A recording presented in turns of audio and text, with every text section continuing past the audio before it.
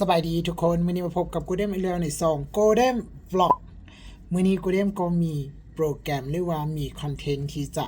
พาทุกคนไปเบิ่งกันเนาะซึ่งว่ามื้อนี้กูเดมก็ได้มีโอกาสที่จะออกไปแบ็คแพ็คคนเดียวอยู่ที่ต่างประเทศเนาะซึ่งว่าเป็นครั้งทำอิฐของกูเดมที่ไป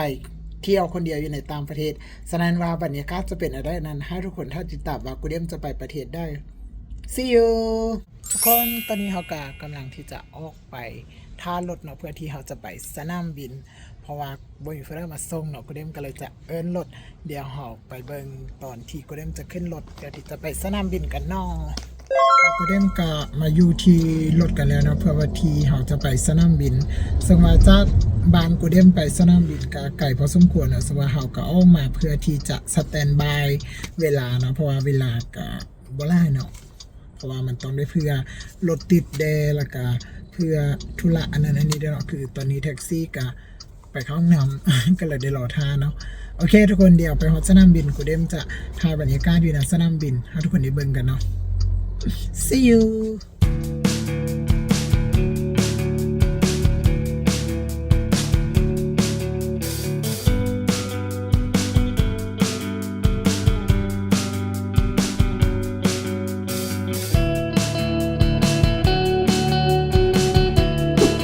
แล้วตอนนี้กูเดมก็ได้มาฮอตที่สนามบินสากลวัดไต่กันแล้วทุกคนเขาจะไปเช็คอินก่อนที่เขาจะขึ้นเครื่องเนาะและประเทศที่เขาจะไปครั้งนี้ก็คือประเทศสิงคโปร์นะทุกคนตอนนี้เขากำลังที่จะ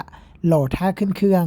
และพวกเขาขึ้นเครื่องกับสายการบิน Scoot Airlines เนาะทุกคนซึ่งเป็นสายการบินของประเทศสิงคโปร์และนี่ก็คือบรรยากาศก่อนที่เขาจะบินกันเนาะซึ่งว่าท้องฟ้ามือที่เด้มไปเป็นมือที่อากาศปลอดโปร่งเนาะก็คือท้องฟ้าสวยงามแหงทุกคน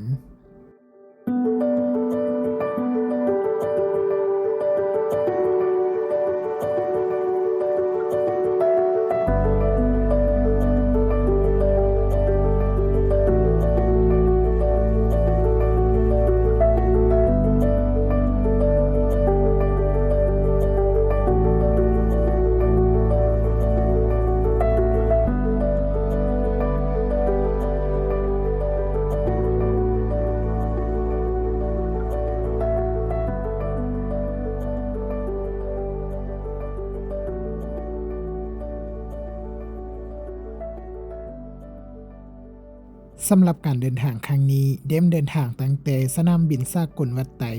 บินตรงไปหาสนามบินชางยีของสิงคโปร์ซึ่งบ่ได้ทรานสิตอยู่ไสเนาะ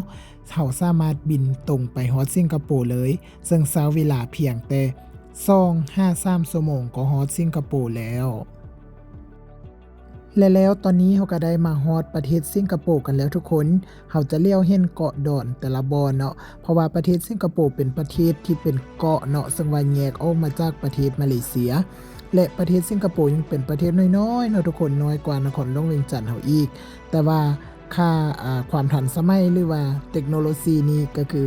ดีกว่าหมู่ในอาเซียนของพวกเขาเนาะซึ่งตอนนี้เรากำลังจะลงจอดอยู่ที่สนามบินชางงีของสิงคโปร์กันนะทุกคน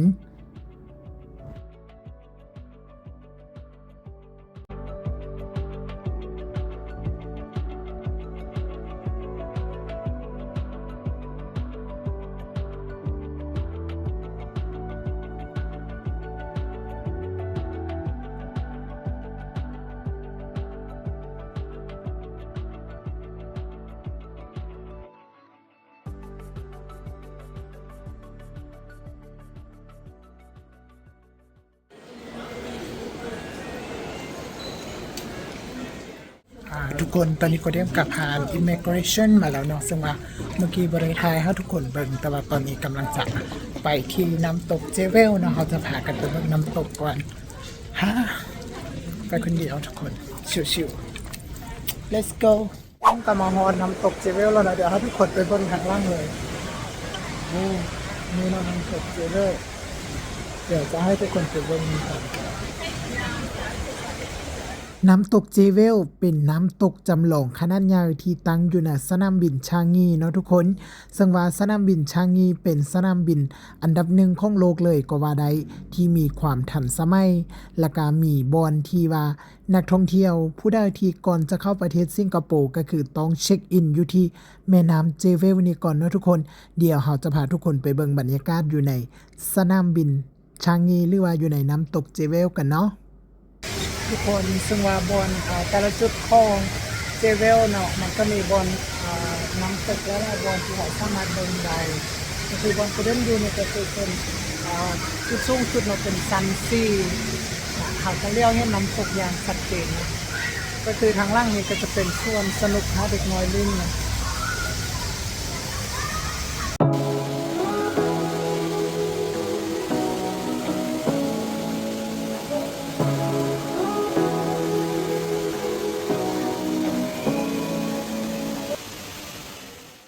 และหลังจากที่เราได้ย่างลิ้นอยู่ที่น้ำตกเจเวลเนาะทุกคนตอนนี้เราก็กำลังจะขึ้นรถเข้าไปในเมืองซึ่งว่าเรามาด้วย MRT เนาะทุกคนซึ่งว่าเป็นการขนส่งทางสาธารณะของเขาเจ้าซึ่งเป็นอีหยังที่สะดวกสบายหลายทุกคนเพราะว่าอยู่นี่เขาเจ้าจะสรถสาธารณะเนาะและตอนนี้เราก็ได้มาฮอดในเมืองกันแล้วทุกคนซึ่งว่าเราจะพากันย่างซอกที่พักของเราเนาะเพราะว่าแต่ละบอนก็คือไกลกันหลายเนาะทุกคนเดี๋ยวไปเบิ่งบรรยากาศ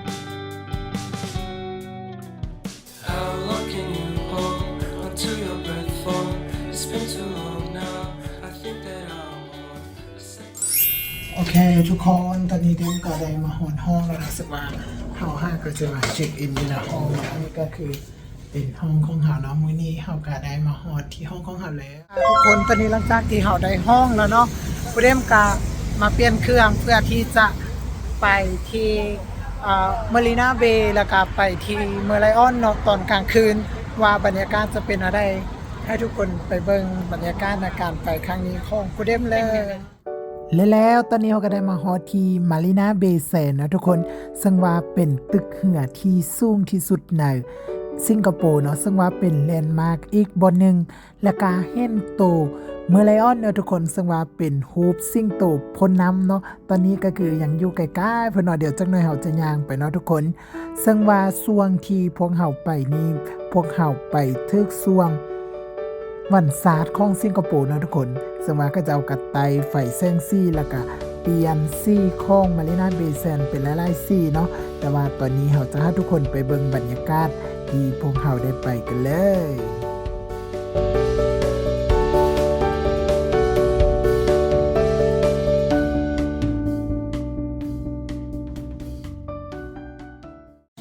ตอนนี้ทุกคนเขา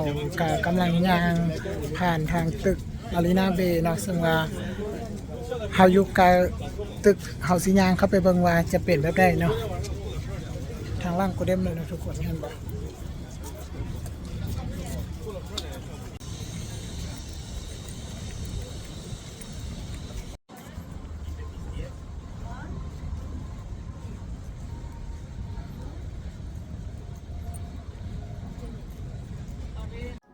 และตัวนี้จะเป็นห้างที่อยู่ทางข้างของมารีนาเบย์เนาะทุกคนซึ่งว่าเป็นห้างขนาดใหญ่เลยเขาเจ้าก็จะเอาพวกซอปพวกเครื่องแบรนด์เนมหรือว่าพวกอาหารต่างๆเนาะมาขายอยู่ที่นี่ก็คือตัวนี้จะเป็นพวกซอปดังๆเนาะไม่ว่าจะเป็น Versace Chanel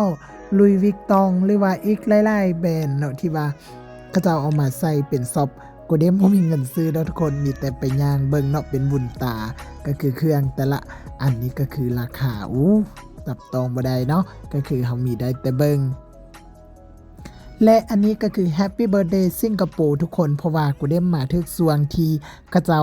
จัดวันศาสตร์ของสิงคโปร์เนาะครบรอบ60 ปี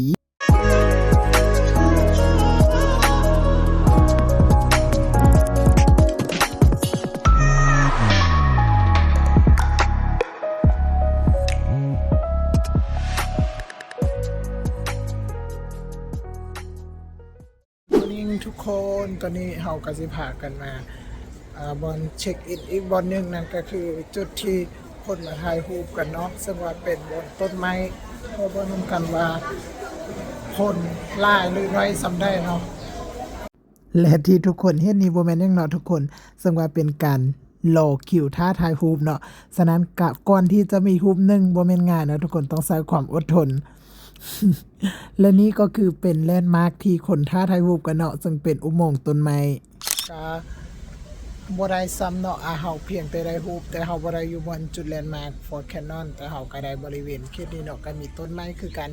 ก็มีภูมิต้นไม้เนาะก็เจ้าเฮ็ดงามนะทุกคน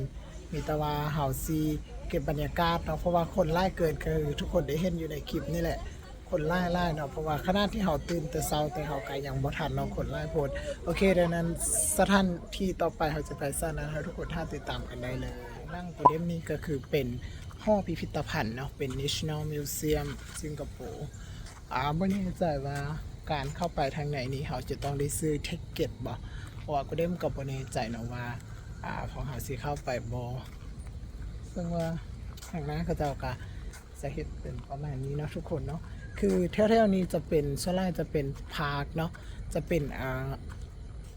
ส่วนสาธารณะที่ว่าคนมาย่างเล่นเนาะอยู่รอบๆแถวๆเดิมอยู่นี่ก็จะมีโบสถ์แล้วก็มีปางมีบ้านพักผ่อนเนาะงามทุกคนบ้านเขาเจ้านะคือเป็นระเบียบแห่ง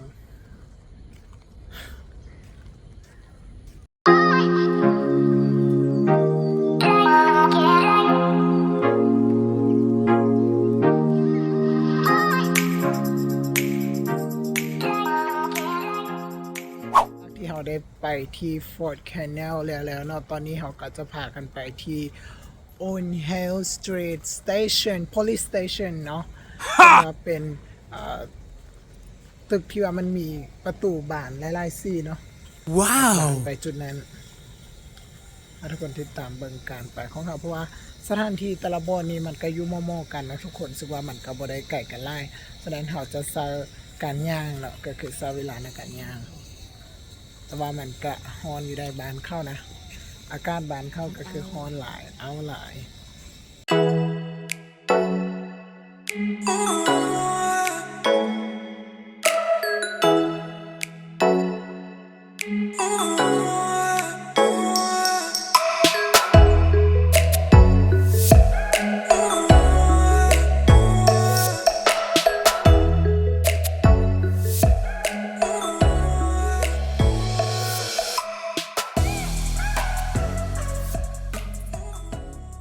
เช็คอินนะเนาะก็คือตัวนี้จะเป็นสถานีตำรวจนะทุกคนที่ข้างล่างเลย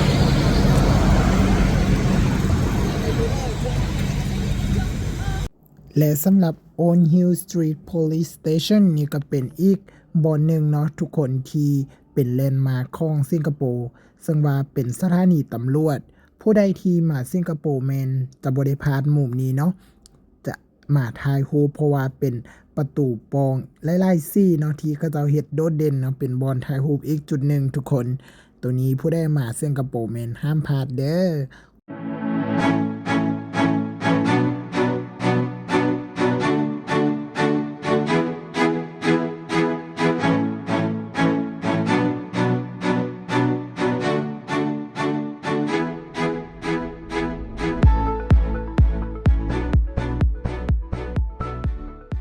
คนตัวนี้เขาก็จะพากันมากินข้าวเนาะจังหวะเป็นเสาของเขานะทำไว้ที่ซ่องที่เอามาฮอนสิงคโปร์เนาะเดี๋ยวเอามาเบิ่งอาหารของเขาว่ามีหยังเด็ด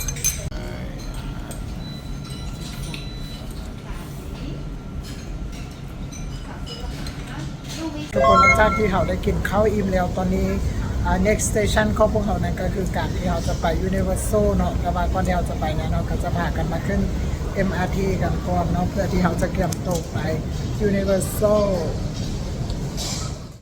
คือเดมได้เว้าเนาะทุกคนการเดินทางอยู่ที่นี่แม่นจะสะดวกสบายแม่นพวกเขาจะใช้ MRT และก็รถบัสเนาะซึ่งว่าเป็นการขนส่งสาธารณะที่สะดวกสบายและก็ว่องไวเนาะบ่ได้ซักซาคือบ้านเฮา ทุกคนตอนนี้ก็คือหลังจากที่เขา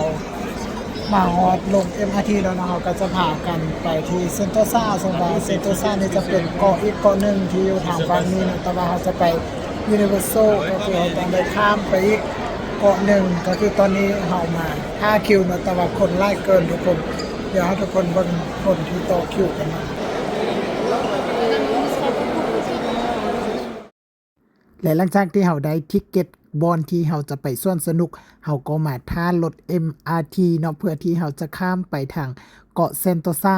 เพราะว่าพวกเฮาอยู่คนละเกาะเนาะทุกคนซึ่งว่าเฮาจะต้องได้ข้ามน้ำไปอีกเกาะหนึ่งบอนที่ Universal อยู่เนาะซึ่งว่าตอนนี้เฮาก็กำลังขี่ MRT ไปที่เกาะเซนโตซาหรือว่า Universal นะทุกคนนี่ก็คือบรรยากาศระหว่างทางที่เราจะข้ามเกาะไปตอนนี้เรากำลังมาฮอด Universal กันแล้วนะทุกคนเนาะเดี๋ยวทุกคนเบิ่งทางล่างของกูเดมเลยเนาะที่นี่จะเป็น Universal ที่เรามาฮอดเลยนะ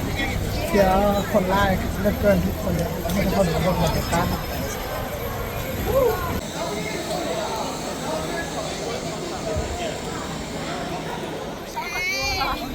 คนโคตรไล่เลยทุกคนเพราะว่ากูได้มาในซึกสวงวิกเกนเนาะเป็นสวงเสาร์อาทิตย์แล้วก็เป็นมือของวันศาสตร์ข้างสิงคโปร์เดินก็เลยได้คนมาไล่อันนี้จะเป็นบรรยากาศรวมๆนะทุกคนที่ Universal เดี๋ยวเริ่มจะเข้าไปเล่นทางไหนเพราะว่าเขาซื้อปีเข้าเนาะเพราะว่าเขาจะเล่นกิจกรรมมาทางในส่วนสนุกมันมีอย่างให้เขาเล่นเลยเนาะ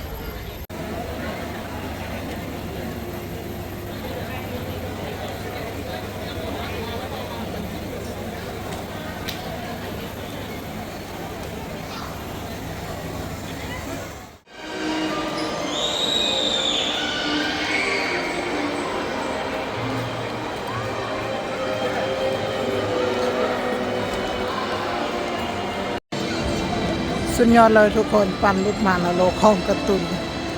สวยมินเนี่ยนอยู่สายทุกคนคือลุดออกมานโลของกระตุนเลยเนาะคือดิสลุดออกมานโลของดิสนีย์สวยงามมากทุกคนตอนนี้เดมก็มาฮอดบอลลินประสบเบิ่งแล้วสำหรับเครื่องเล่นที่เดมเลือกเล่นมื้อนี้ก็คือ Transformer นะทุกคนเป็นนั่ง collect เนาะซึ่งว่าเคยเบิ่งตั้งแต่น้อยเนาะอันนี้ก็คือก่อนจะได้เล่นก็คือต้องได้ต่อคิวเบิ่งยาวๆนะทุกคนเฮาต้องได้ซาแวน3มิติเนาะอันนี้ก็คือก่อนที่เฮาจะขึ้นรถทุกคนไปเบิ่งบรรยากาศเลย Your planet belongs to me. Take cover!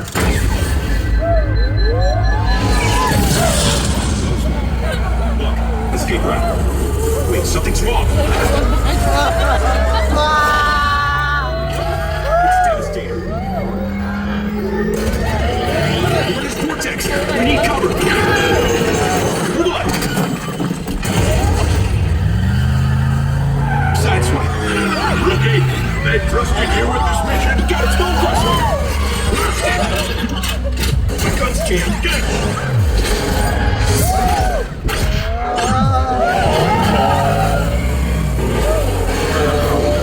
It's him again.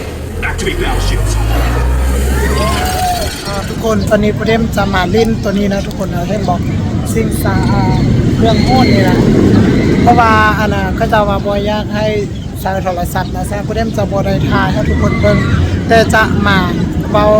สถานการณ์หรือว่าเว้าเหตุการณ์แต่ตอนลงมาทุกคนเบิ่งเนาะว่าเป็นได้นะตอนนี้ก็คือกำลังที่จะเช็คอินกำลังที่จะเตรียมขึ้นกระเช้านี่เนาะ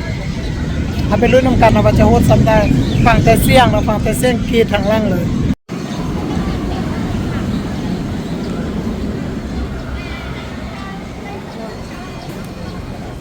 ตอนนี้ก็คือกูเด้มได้ลงมาจากเครื่องเล่นแล้วเนาะก็คือตอนนี้ยังสั่นอยู่มือยังสั่นอยู่ก็คือบรรยากาศหาดกระแตกทุกคนถ้าผู้ใดอยากลองท้าทายชีวิตตัวเองก็มาเลยเด้อบ่ไหวแล้วก็เป็นครั้งแรกแล้วก็ครั้งสุดท้ายของชีวิต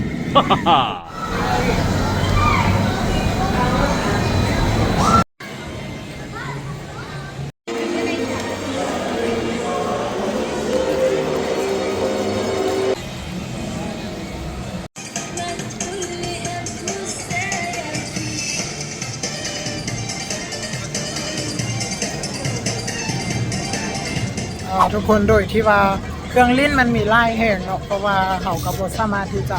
ไปลิ้นแต่ละบอลได้คือเขาก็เล่นแต่บางบอลเพราะว่ามันคนไล่ก็ต้องเดินท่ากันคือตอนนี้เดมการจะออกจากส่วน สนุกแล้วเนาะเพื่อที่เราจะกลับไปที่พักของพวกเขาเพราะว่า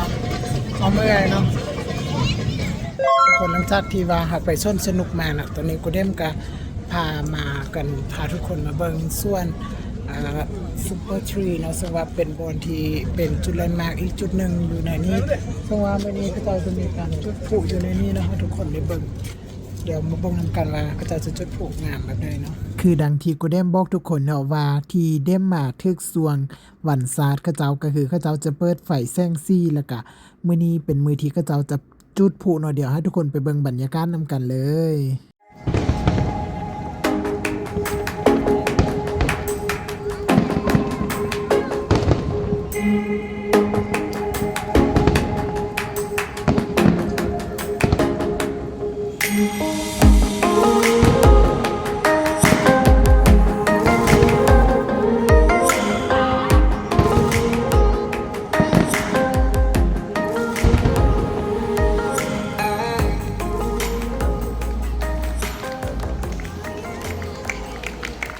เรามือมามือนี้เนาะเรากลับมาลง MRT และมือนี้ก็คือมือสุดท้ายที่เราจะอยู่ในสิงคโปร์เราจะพากันไปแซ่นั้นให้ทุกคนติดตามกันได้เลยเรามาฮอตบอลตัวนี้เนาะเป็นลูกบอลจุดนึงที่ว่าเขาเตามาเข้าพอร์ตบอลหรือว่านั่นเนาะเขาจะมาเป็นของโชดีที่นี่จะเป็นลูกน้ำพุนะแล้วก็มีตึกออมชุดเลย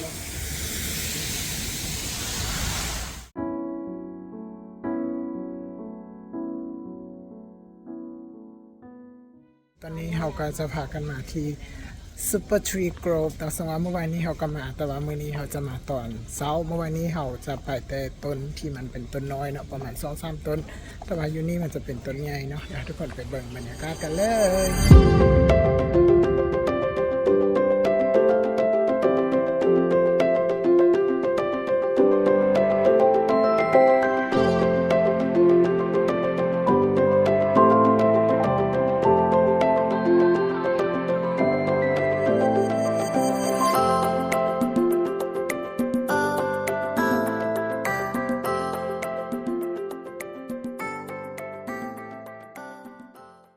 ทุกคนมาย่างเบิ่งบอล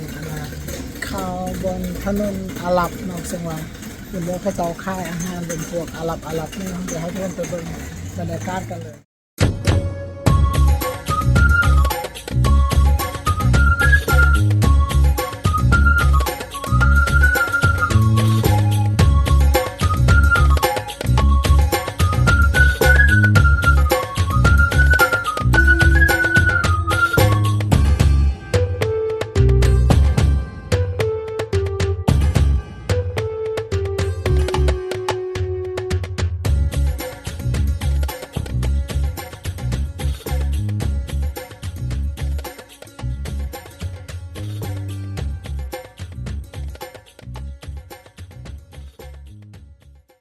ตอนนี้เราจะพาทุกคนไปที่มัสยิดของมุสลิมนะทุกคนเป็นเส้นของ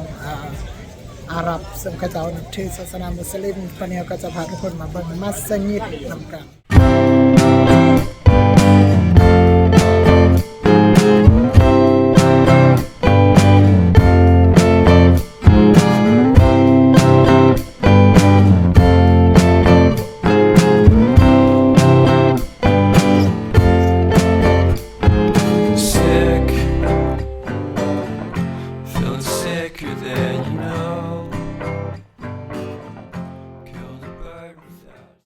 และนี้ก็เป็นสถานที่สุดท้ายที่อยู่ในสิงคโปร์นะทุกคนเดมซาเวลานะทริปสิงคโปร์ครั้งนี้ก็คือ3 มื้อ 3 คืนน้อยนึงเนาะเพราะว่าเราจะเดินทางไปที่มาเลเซียกันต่อ